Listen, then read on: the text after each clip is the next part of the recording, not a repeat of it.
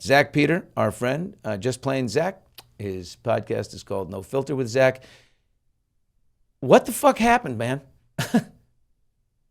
I told you yesterday, Billy, the depths of her delusion know no bounds. And I just, I don't know. I'm waiting to hear from the Wayfair parties. I don't think they're this stupid. If they are this stupid, then you know what? I'm sorry, Baldoni and team, but like you guys deserve whatever you get out of this. You should have foreseen this and you should have set protections in place. But again, we also have to be careful because we've seen Blake Lively and her legal team twist things out of context so many times that I don't trust anything that they say. So I'm trying to have some discernment. I'm trying to reserve judgment. I'm livid because she's crazy.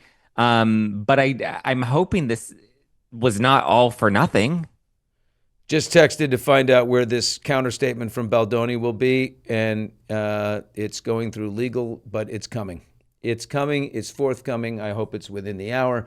I would imagine, though, Billy, that the appeal, I mean, them relinquishing their right to appeal, I would imagine that would be in her lawsuit, not the other case against her. I don't know. I don't know. I'll tell you this. I I feel like Jamie and I've spent time with Jamie Heath. I know him pretty well. And he is very much like we are doing everything by the book. We are, I don't want any shortcuts. I tried to convince him to do a documentary of behind the scenes going through the trial. Boy, would this be a riveting documentary. We were filming right now, all this stuff behind. But he would, in the end, their feeling was like, I just don't want to like make it look like we're doing all this. We really just want this to not be, we want this to go away. And so I'm imagining them going, let's just do the settlement. Okay, Jamie's, let's take the high. And I imagine Brian being pretty savvy. Brian Freedman says, don't trust a thing. This person says, no, let's just do it. Let's take the high road. They always want the high road. But Blake is proving she is a vigilante, man. No, a vigilante is a very kind word to call her. I have a few other terms that I would love to, but I don't want to offend your audience. Why stop now? I just, I just think it's time to stop playing nice guy. Like I get it. I'm with you on the Baha'i faith. Like I'm with you, and I'm trying to like also channel that inner inner good part of me that's like be the better guy, be the better person. But she is just such a vile human being. The fact that she has continued to drag out this litigation when she knows that her sexual harassment claims are total utter bullshit, and she keeps pushing this forward. She's making a mockery out of our court system. She's making a mockery out of all these defendants. She's making a mockery out of anybody that has ever been sexually harassed or experienced any sort of true toxic workplace impropriety. And she's doing this all just because why? She feels entitled. She showed us what her priorities are. Her priorities are to go and strut down the Met Gala with all of her rich friends at her Hunger Games dinner so that she can prove that she's still on top. And that's her priority, is to prove that she's rich and famous and pretty and that she can bully anybody that she wants to and she can get away with it. And so, trust me, she's getting everything that's coming to her. I think her career in Hollywood should be over and no one should ever want to work with her again, considering how the depths that she will go to destroy somebody's reputation. I am And stunned. weaponize every resource she has, her money, the legal system, all of her Hollywood friends, from Taylor Swift to Matt Damon to Ben Affleck. We're going to continue to bring up their names that people see what bullies all of these people are in and out of Hollywood. And her day is coming. Have you seen? Okay, so this is the latest thing. Before this statement, I mean, the hits just keep coming, right? We get this announcement of a settlement. We get it on about 4:00 Eastern time on Monday. Next thing you know, she's on the red carpet at the Met Gala. Now, yesterday or this morning, yesterday we get the selfie that she put out of her and Ryan. And I'll take a look at this selfie. It's smug. Look at that. That is the face right before you drop a statement like this, which basically says, ha, we got you to agree to a settlement, and now you're personally liable, and you just admitted that Blake is a victim, and we can hold you, and we're going to go after you still, and look at what we did. This is not the way a victim behaves. A No. victim does not behave like this. The victim doesn't, turn a cast against Justin Baldoni. A victim doesn't claim she signs up to act, but then, I'm just going to be an actress, but then, a victim doesn't go and usurp control of a movie in the wardrobe department and the script department and everything else. Use their connections like Matt Damon and Taylor Swift and everybody. Blow off the intimacy coordinator. Claim I'm naked in a birth scene. You're not anywhere near naked. Tell the others to unfollow him. This is what she did with Penn Badgley, by the way, getting the cast to turn against him back at Gossip Girl. This is not the behavior of a victim. And here she is in this trying to reinforce that she is one. It's mind-blowing, the hubris that she has. I can't believe this statement. And I was thinking, boy, what does this do, Zach, to, her publicist Leslie Sloan obviously got to all the old traditional publications, the Vogues, the Peoples. We talked about this yesterday where they seem to put up their headline. Oh, what a triumphant return. A stunning Blake hits the carpet. And they all play. And the comment section says everything else, doesn't reflect that at all. But does this change that at all? The people who might have been like, oh, okay, well, Blake. Isn't this just a reminder, almost like a did she just hit self-destruct, self-sabotage on what might have gone her way, at least with the passive follower? I don't know. I mean, but you have to remember they're playing a different game. They're playing the Hollywood headline game, right? And I don't know how effective that is because, as you said, the headlines say one thing, but the comments all reflect something different. I think anybody with half a brain and, the ability to have some discernment or to look at things objectively, you can see what she's doing. And like you said, the selfie and strutting down the Met Gala, strutting up the steps and taking her photos and then being like telling Lala, oh, I'm so shy. Like, it's all so disingenuous. And it's all playing to what worked in 2012. But we're not in 2012 anymore. We're in 2026, and social media has really taken the power away from Hollywood and put the power into all of our hands, right? The power is right here, and we can see the truth for ourselves. We can dig deeper into a story. I mean, that is not the face of a victim. That's not even the face of somebody that's victorious. That's the face of a brat that has never been told no, and a bully that's going to do everything she humanly can to be able to bulldoze this dude. And it's just like we've seen her play these games from the beginning, and nobody that has the truth on their side, nobody that has mountains of evidence, nobody that's really willing to be a voice for women and to save the children of the world from digital violence, nobody that's truly fighting for that mission goes through these lengths and does these things and has these smug moments of victory where you're posting a selfie afterwards. God, that picture's annoying. Here's a comment from Mildly Mercurial. Zach, have you read the Deadline article quoting Gobshite and Ezra? I think you meant Gottlieb. You're going to be livid. Have you seen it, guys? If you haven't seen it, is it new? Have you seen it, Zach? If not, guys, can you pull up a Deadline article that quotes Gottlieb and Ezra? Because this person says Zach will be livid, and I want to see if it's true. Yeah, I believe they issued new statements in Deadline. There was a Deadline article, but I think a few have come out this morning, or at least more than one, to my understanding. And it basically echoes the same thing that the statement said, that this happens to be a victory for Blake. The 47.1 comes into play. Like, it feels defeating all over again. We were waiting for Blake to say something, and it seems like they were crafting whatever narrative they want to put out there. I don't know how the Wayfair parties allowed the 47.1 piece to move forward. Yeah.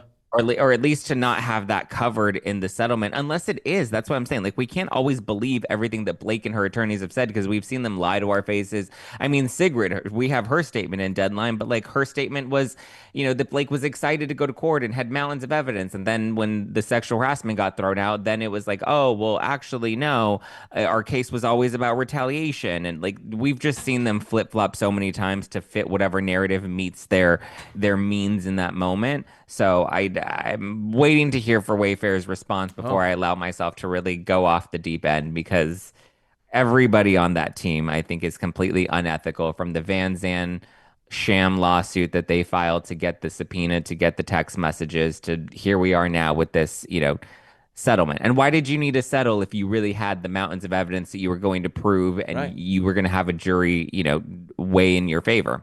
I mean, I would assume that this is back on in a big way. Check the docket this morning.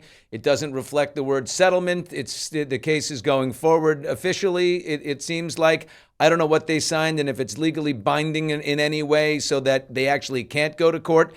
And if that's the case, she looks even worse because she chicken shitted her way around it.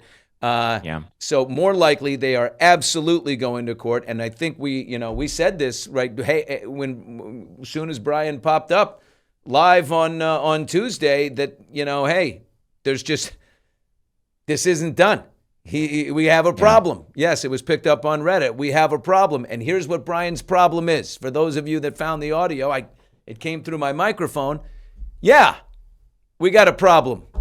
And you can see the problem. The problem is named Blake Lively, and she is now gloating over trapping him into signing this statement with her. Lawson always makes a good comment. Lawson Bell in our comment section.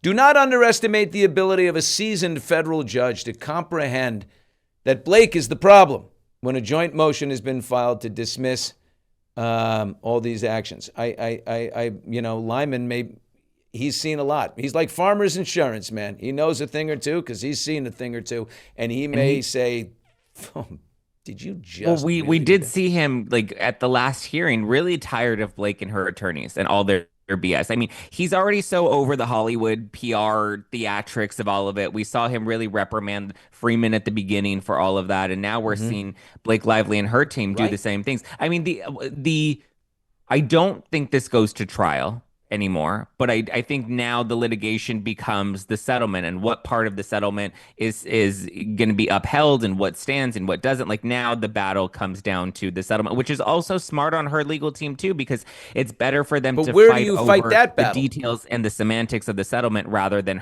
put her before a jury. Where do you fight that battle? You can't fight that battle in court. Are we going to have a court battle over a settlement? I mean, we all agree we're going to settle, and now, From my understanding, that is what happens next. From the attorneys that I've spoken to, they say that if this doesn't move, I don't think this can move to trial now because they've agreed to settle, and so now the litigation just becomes between them battling it out. And I think the judge has to make that decision in terms of, well, what is legally binding and what does stick and what do these terms mean and what was the understanding of both parties and what can be upheld and what can't.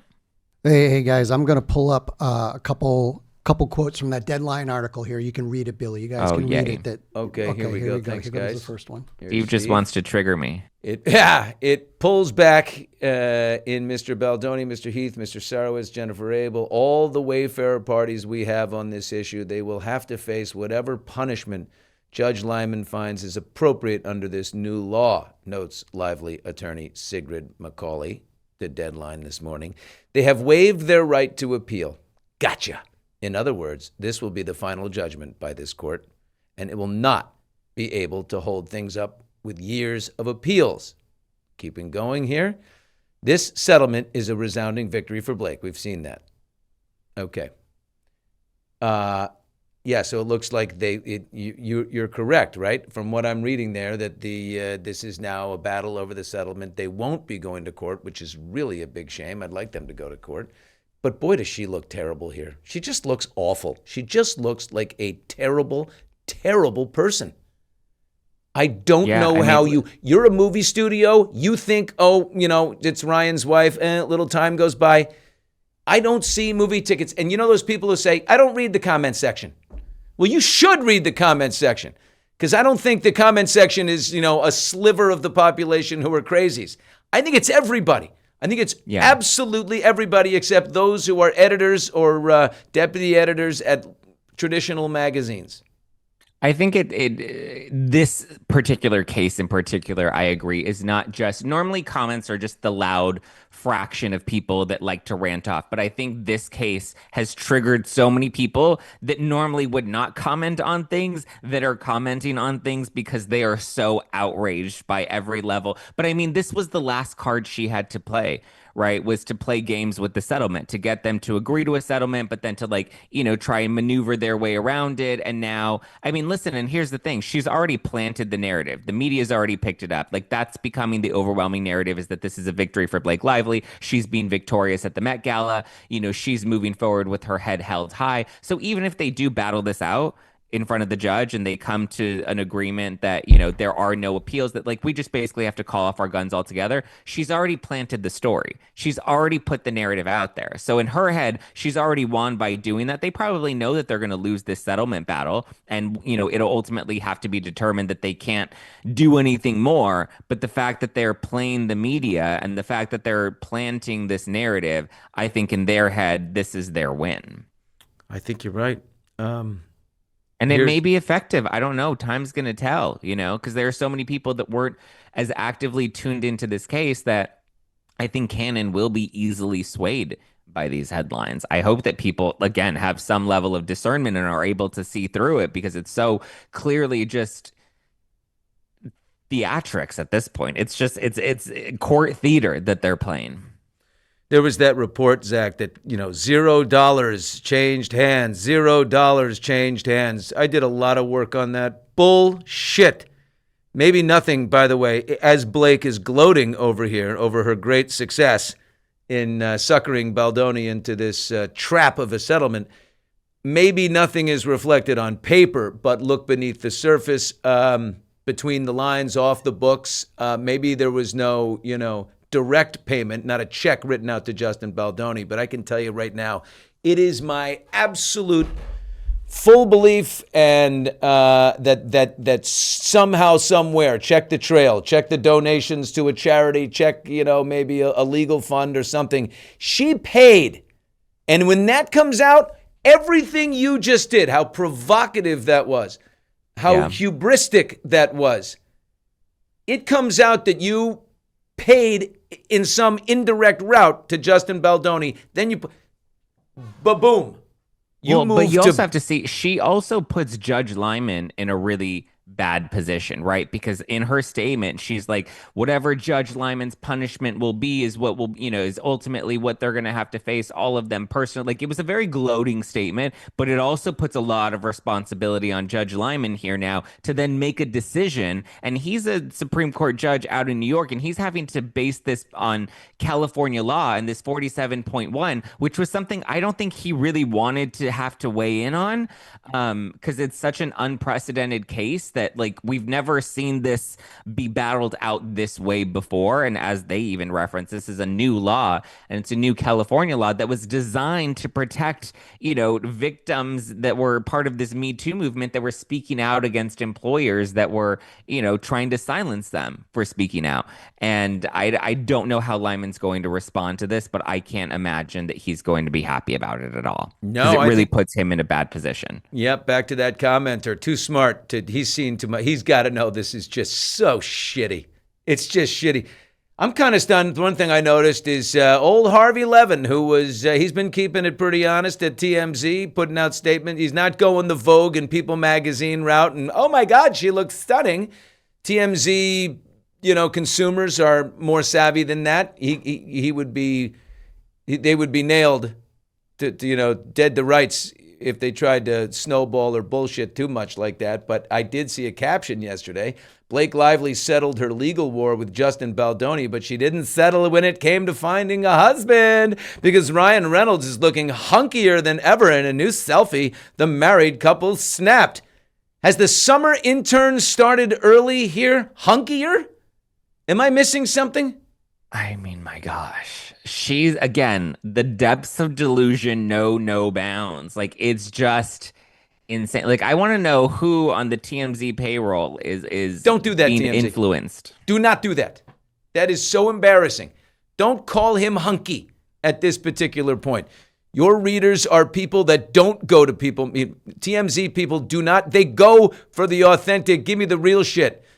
Talk to that celebrity in the airport. I want to hear from them, not their publicist, not some statement, not some, talking points thing. And that comes out, hunky Ryan Reynolds? Give me a break. I just know it's time for Justin and Jamie to stop taking the higher road. It's time for them to start putting their big boy gloves on. You guys have been in this bullshit now for over 2 years. Oh, here we go. Statement. Zack, statement from Baldoni, attributed to Brian Freedman. Here we go. This came direct from the camp. Let's be clear. This is a win and total victory for the Wayfarer parties. The court had already dismissed 10 of Lively's 13 claims, including every sexual harassment claim, every defamation claim, and all claims against the individual defendants. Ms. Lively voluntarily dismissed the rest. In our view, they settled because they knew they were going to lose in court. All that remains is a pending request for fees based on a very narrow issue that has been with the court since September 2025. There we go. That's not a victory announcement, I'll tell you that. It basically is two different perspectives of the same statement that they've made, or the same issue at hand, and that's these fees. And it seems like they did give her that win for the fee. If this is still being battled out over the fees in his defamation lawsuit over 47.1, it's still that should have been part of the settlement, is that they agreed to have that, is to have her dismiss that as well. And I think that that's a huge miss on their end. I think they're stuck because her statement rings true. If that's their statement and that's their response, then unfortunately, I think Lively's team's statement rings true. That not that it's a victory for her, but that they're still personally liable if Judge Lyman decides that they have to pay her something. If Judge Lyman decides they have to pay her something, but I can tell you this, I know that I am pretty sure that she has found an end-around way to compensate him. They called Justin. They called his lawyers in a frantic panic on Friday night. Who called whom? Right? However you can trick someone into, you might have to pay these fees. I think that's tiny.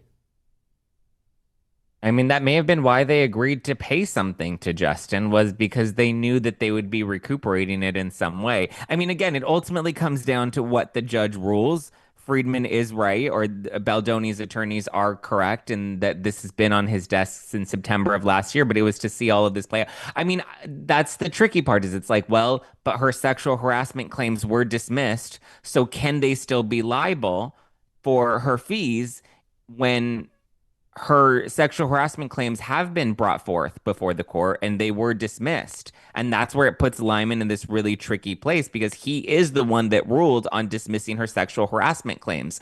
So will he then penalize the Wayfair parties for bringing a defamation suit against her for saying that she was false? I don't know. But it's a really tricky situation, and I think it can really go either way depending on which way Lyman decides to rule.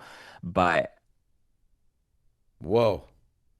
And again, 47.1 is so new, and we've never seen it litigated like this in court, especially not in the Supreme Court out of New York, that it's going to be interesting to see how he rules. Jesus Christ. I just can't believe what's going on here. I can't believe it's still going on. But also I think that's a huge miss on the Wayfair party's part. How do you allow that piece to still stand? How is that not something that you negotiate? And you had the upper hand. And I think they thought they won because there was no non-disparagement and no NDA from what we've heard. And yeah, it does appear that they likely had to pay something out, probably through some backdoor channel, which is fine. So I think to them that felt like some sort of win, but it didn't really take away their legal culpability with their defamation lawsuit against her and the potential fees that they'll have to pay. Dude. But they should be able to appeal that decision, because my understanding is their appeal, again, it'll come down to the terminology in the settlement and what that actually means. And that's, again, going to have to put Lyman in the middle. They're really putting him, I think mostly Lively's team is really putting Lyman in some really tricky positions, and I think that's only going to piss him off. We saw how much Freedman pissed him off at the beginning, and I think now Lively's team is going to end up pissing him off again. I'll tell you what, I think he was very happy, Judge Lyman, to be moving on. No one was happier to read that settlement announcement than him.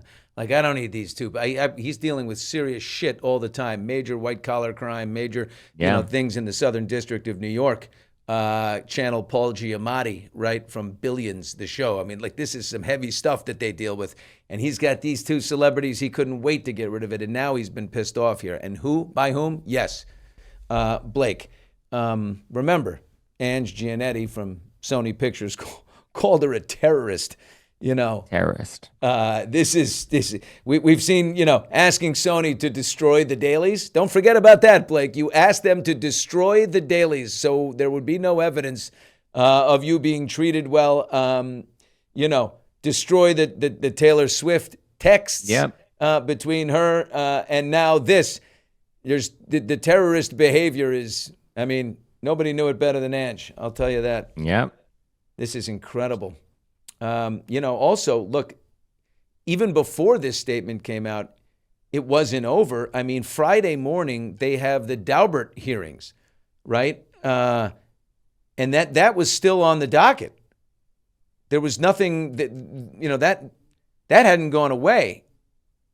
And that means, people go, that's a chance for the judge, for Lyman, to basically interview the experts, and the lawyers get to interview the experts and find out if these are credible people. This professor of quantitative analysis and data, whatever, from USC is actually a serious person, or just someone getting a $200,000 check to say whatever we tell them to say. And those Daubert hearings are still going on. Brian Freedman is in New York. He got a flight to New York this morning. He's probably in the air. He's in the air right now, going to New York. That's why he's not. By the way, that's why I think he's on a plane. I mean, she's certainly doing her little victory dance right now. And to your point, Billy, a victim, someone that really is trying to stand up to the system, is not behaving the way that she's behaving, especially considering she is the bigger dog in this case. And she's doing everything she can to make it seem like, this is weighing in her favor, when the reality is her case was completely gutted and dismissed, as was his defamation case. But the difference between his case getting dismissed is that was solely based on the fact that she had legal protections because all of her claims were filed in her CRD complaint.